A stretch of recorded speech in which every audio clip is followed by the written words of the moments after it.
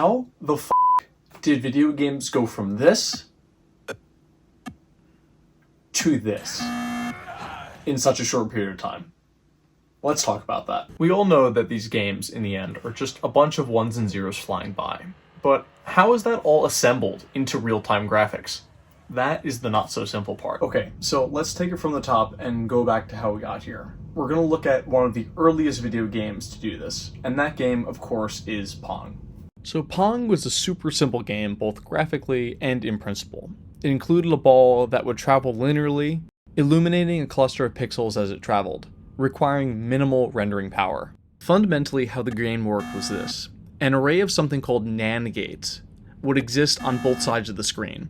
If the ball hit any of those gates, meaning the player failed to block, it would increment the score of the other player. If the player did successfully block, the NAND gates on the other side would activate for the opposing player. This would continue on until one player reached the score of, say, 10, and the game would be over.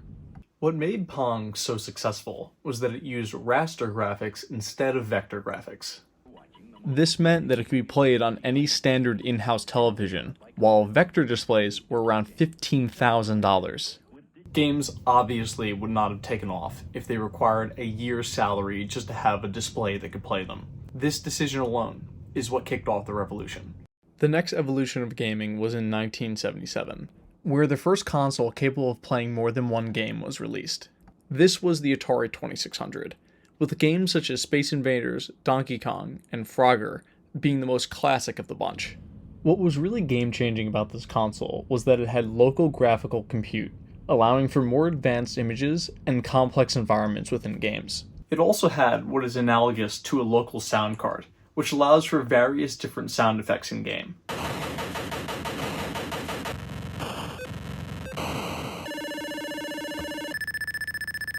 I know this sounds like nothing compared to what we have now, but this was really crazy given how we basically had one or two sounds max in games before this. In 1985, the gaming industry would change forever, when Nintendo made its debut with the Nintendo Entertainment System, or NES for short. This console came with an immense amount of RAM, well, at least for the time. It was 2 kilobytes. For perspective, the PS5 has 16 gigabytes of shared memory, which is, wait for it, 8 million times more. But let's roll back for a second.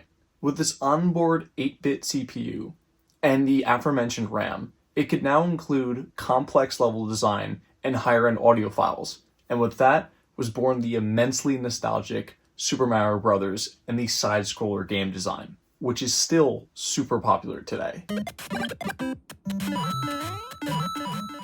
Gaming accessibility exploded in the year 1989 with the launch of the Game Boy. Now, this console was only in black and white, and was in a way a downgrade from the NES before it. But you do have to realize that this is a first of its kind, and far smaller than the console counterpart. And games like Tetris were unbelievably fun on this form factor, and are still even today. This is what is so amazing about these games. They have remained timeless even after all these decades. In 1994, modern gaming really began, with the release of Sony's first flagship, the PlayStation 1.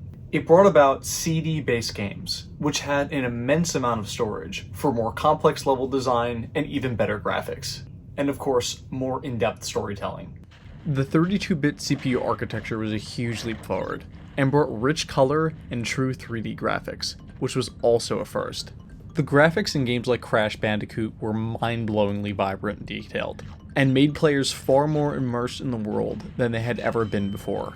This increased the appeal of video games to a far broader audience. In 1996, the Nintendo 64 was released, and doubled the power of the CPU that we saw on the PS1.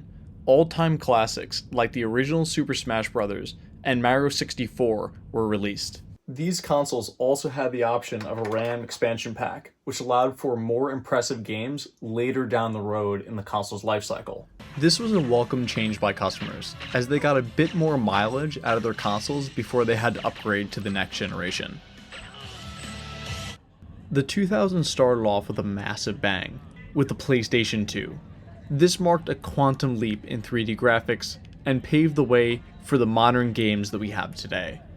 With games like GTA San Andreas, we were introduced to complex and expansive open-world games, which allowed players to choose how they wanted to traverse the world rather than following a linear path. This was all enabled by a dedicated graphics architecture that we never saw in this capacity on earlier consoles. They depended on more of a linear CPU processing.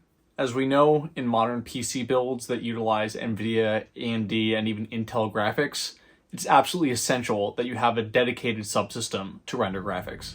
All of this progress continued with the release of the PS3 in 2006. Here, full HD gaming became a reality, where massive game files were possible due to the Blu-ray disc technology, which allowed for 50 gigabytes worth of game assets on a single CD.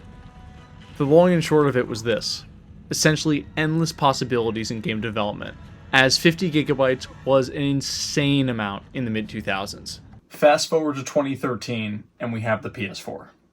With over a teraflop of graphical compute, high frame rate gaming in HD became possible, and even in some cases, Ultra HD. This was all thanks to a departure from the typical console architecture, and basing new consoles on a more traditional PC design. Before this, consoles were very unique in their architecture, making development more difficult and porting between platforms an absolute nightmare. This change benefited the entire gaming community, as PC ports were far more seamless, given the comparable architecture. With all of this, we arrive at the modern day, where in 2020 we received the PlayStation 5. This was the first true 4K console. Modern gaming has become a genuine marvel, with immensely complex open worlds, fluid graphics, and games with true-to-life appearance. With major titles like GTA 6 on the way, it is amazing how far we have come.